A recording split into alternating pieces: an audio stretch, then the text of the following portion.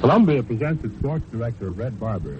Visitor to the program today is Babe Ruth, who will discuss with the old redhead the art of playing the outfield. This is another in the series of discussions of the various positions in Red Barber's baseball clinic. But first, let's look at the sports headlines of August 12th in other years. 15 years ago, Max Carey was reappointed manager of the Brooklyn Dodgers for another year. 14 years ago, Wilbert Robinson, former Dodger manager, was chosen to succeed Charles Moore as manager of Atlanta in the Southern Association. 14 years ago, Raleigh Hemsley was sold to the Browns at the waiver price by the Cincinnati Reds. And 12 years ago, Charlie Bowser was named assistant football coach at the University of Pittsburgh. 10 years ago, Shirley Hanover won the Hambletonian in straight heats with times of 2:01 and 1/5 and 2:01 and 3/5. And 9 years ago, Wes Farrell was released by the Washington Senators. But that was years ago. Here now is Red Barber. Hello, everybody. Babe Ruth is here as our series of programs on how to play baseball continues. Connie Mack started us off last evening with a fine discussion of how to build a batting order.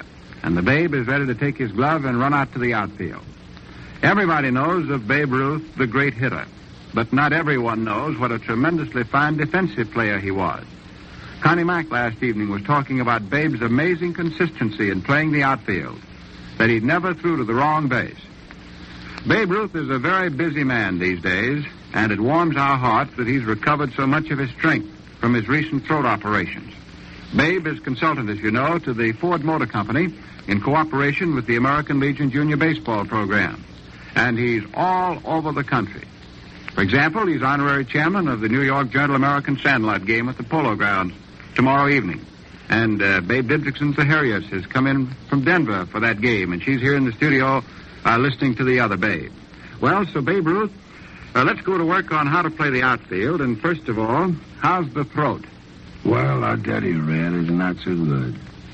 A lot of people put me down as an outfielder, yes.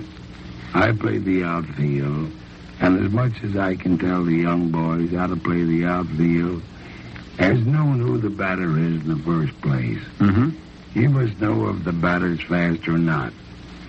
Second, you must judge the speed of the runner, going from first to second, or from second to third, or all around the bases. Then, if a man is on first base, especially a slow man, and you got a fast man up there hitting next, and he happens to hit a ball to right field, say, for instance, which I was playing, you can always catch that fella, not always, but if you watch that slow fella at second base, you know if you got a good arm, he will not go. And a lot of times that man is supposed to be fast who hit the ball to right field. If you got your head up, you can throw that ball to first base and catch him.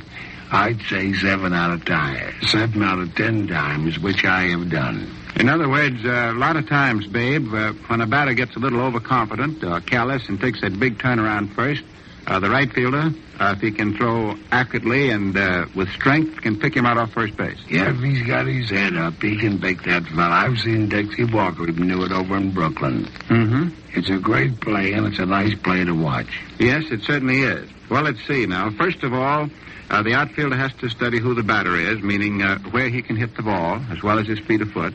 Then judge the running speed on the bases.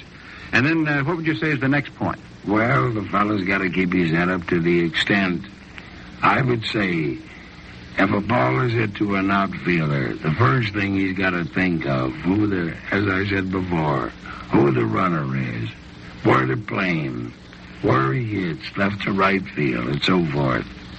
Then, if the ball is hit over his head, never back up on the ball. Always run to a spot where you think the ball is coming down. Never back up. Then if you run back to the spot where you think the ball is coming down, you will be within 2 or 3 feet anyhow. And then if the ball is out of your reach, then you know it cannot be caught. Mm-hmm. Well, Babe, how important is it for the outfielder to study the weather conditions? Well, the weather conditions means an awful lot. You can always look up And most ballparks always have flags up there. They're waving and waving and waving, different pennant flags, which shows you which way the wind's blowing. And you can play that player accordingly. And then you also got to watch the pitcher. The pitcher can help you out an awful lot. He can pitch according to the way you play. If he pitches on the outside and you're playing left field, the man hits the ball to right field is going to make the outfielder look very bad. Mm-hmm. But if he pitches according to the way he's supposed to pitch to make that man hit the left field, why, then you can see a perfect play. Well, Babe, what point would you make to a kid about being certain that he doesn't get blinded by the sun? Well, the sun field is a very funny thing. I was never one to play the sun field. Even when Miller Hawkins was with the club, I told Miller, I said, I don't want to play the sun field. Because back in 1918, I played the sun field for Ed Barber, who was manager of the ball club then, and I lost the ball in the sun. And I said, it's going to be the last one I'll lose in the sun. And I had some idea of how I lost it. And the way I lost the ball in the sun was to get the ball right in the middle of the sun, and that's impossible to see. You got to play that ball on the side of the sun or on the outside circle of the sun. Never try to get that ball in the circle of the sun. Mm-hmm. Well, now, Babe, about the outfielder's throws to the infield and to home plate, how should they make them? Well, an outfielder should always throw that ball on one hop. Never try to throw the ball on on the fly. Because in the first place, the catcher who catches the ball on the fly, the man running into him can hit him an awful bang. Mm-hmm. But if a man has got that ball on the first hop or something like that, he's braced himself and he can be ready for that bump. And I mean by that, always throw the ball on the first hop for the protection of your own player. Mm-hmm. Well, now, Babe, how should an outfielder hold his hands in catching a fly ball? What do you recommend? Always catch the ball above your waist. That is, catch the ball in front of your face, because if you could drop the ball up there, you always have a chance to grab it again before it gets below your waist.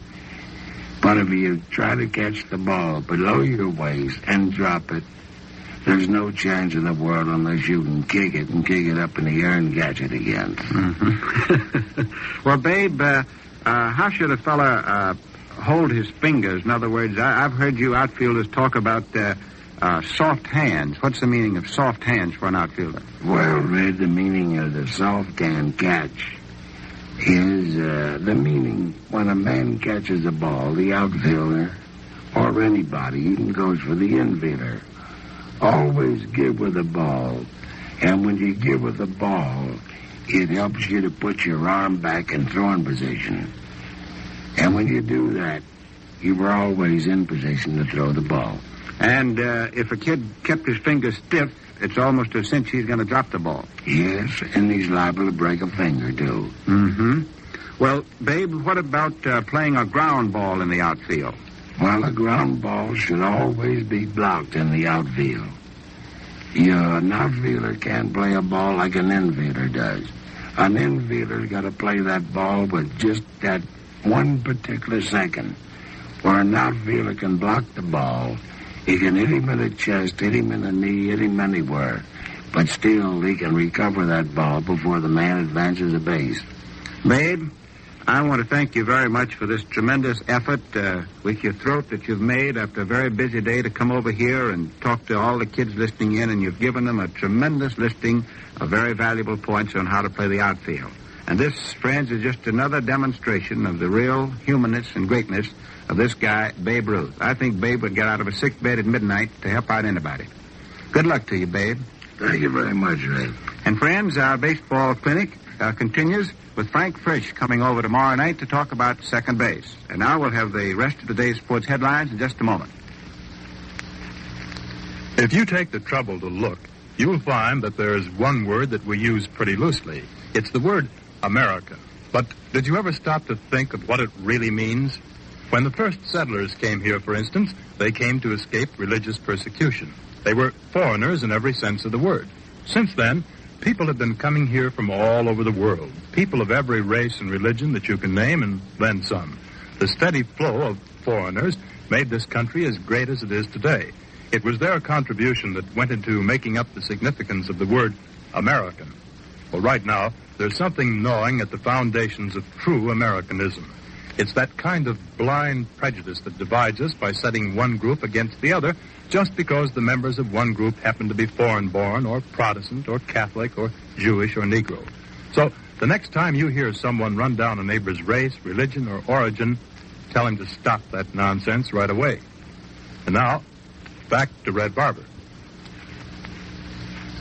Well, as I told you, Babe Ruth is very busy. He's got another busy night tomorrow at the Polo Grounds because the Babe is honorary chairman of the Journal-American Hearst Sandlot baseball game in which 23 youngsters from 12 American cities will meet the best of New York's Sandlot players. Rabbit Moranville will manage the New York squad, and Ray Schalk will lead the United States All-Stars. And Babe Zaharias will be on hand with our golf clubs for an exhibition, and the Babe sort of has an idea when she gets out there and sees the crowd and all, she might go into more than just golf. So it'll be quite a night. And it's a most helpful event for the young players of America. And, of course, you know, an event like that coming along, there's a guy named Babe Ruth that's going to be involved. The British Ryder Cup golf team will come over here to play for the International Golf Trophy on November 1 and 2. It was announced today in London. The personnel of the teams and the site of the matches yet to be decided. All favorites advanced to the second round of the Women's Western Amateur Golf Tourney at Evanston, Illinois. But medalist Margaret Gunther had to go 20 holes for her victory. Top-seeded Dorothy Head was upset by Wilma Smith of the Essex County Invitational Tennis Tourney at Manchester, Massachusetts, 1-6, 6-4, 6-1. All the other favorites won. And now to get over to baseball, there was one game this afternoon played in the American League. Detroit at Cleveland is a twilight doubleheader, and St. Louis is at Chicago. The Boston Red Sox got 2 runs across the plate in the last half of the ninth inning and pulled that ball game out to beat Washington 2-1. For the Red Sox to move to within 11 games of first place New York, 2 runs, 6 hits and no errors. Gale House was relieved in the ninth inning by Harris, who got the win. For Washington, 1 run, 9 hits and no errors. And Early Wynn, who's won 12, went all the way and suffered a tough 11th defeat. Now in the National League, the headline game, of course, was the game concerning the St. Louis Cardinals. A fellow named Johnny Smits, a slender left-hander for Chicago, is really pitching. In his last 3 ball games, he has turned in 1 shutout and allowed 1 run in each of the other 2. That's 3 runs in his last 2 runs in his last 3 games. He beat the St. Louis Cardinals today 2-1. That was a tough one. For Chicago, 2 runs, 10 hits and no errors. Smits all the way for his 8th win. For St. Louis, 1 run, 7 hits and no errors. Hearn started and lost it. Brazel in the 6th and Paulette in the 8th. And the Cardinals now have lost their 2nd game of their last 13. They are 3.5 games behind Brooklyn, and more important, they are 3 games behind in the game's lost side. Boston is playing at Brooklyn tonight, so that's the second half of the story yet to be written. Pittsburgh is very busy at Cincinnati. The Pirates have just scored a run in the 12th inning and lead 3-2 with the Reds at bat. Blackwell started, but he had to come out of there in the 9th inning.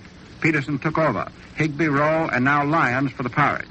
And Dutch Leonard turned in his 13th victory, and it was a honey, as he shut out the New York Giants with 6 hits. And the Phillies won the ball game with 5 runs and 10 hits, and Leonard got his shutout despite 3 Philadelphia errors. Kennedy, Trinkle, and Beggs for New York, and Kennedy, who started, was the losing pitcher. And now this is the old redhead saying, so long. You've been listening to Red Barber. Appearing as Red's guest tonight was Babe Ruth, who talked on the technique of playing the outfield. This was another in the series of instructive discussions on baseball, as told by the great players of the game. Tomorrow's guest will be Frankie Frisch, who will talk about the playing of second base, a position at which he starred for many seasons in the National League. Tomorrow's baseball schedule: American League, the Athletics at New York, and in night games it'll be the Tigers at St. Louis, the Indians at Chicago, and the Senators at Boston. In the National League, 3 games are scheduled, all-day games. The Braves will be at Boston, the Giants at Philadelphia, and the Cubs at Pittsburgh. Tennis news tomorrow comes from Newport, Rhode Island, and Manchester, Massachusetts. Tomorrow at this time, listen again to Red Barber. Joe Week speaking. This is CBS, the Columbia Broadcasting System.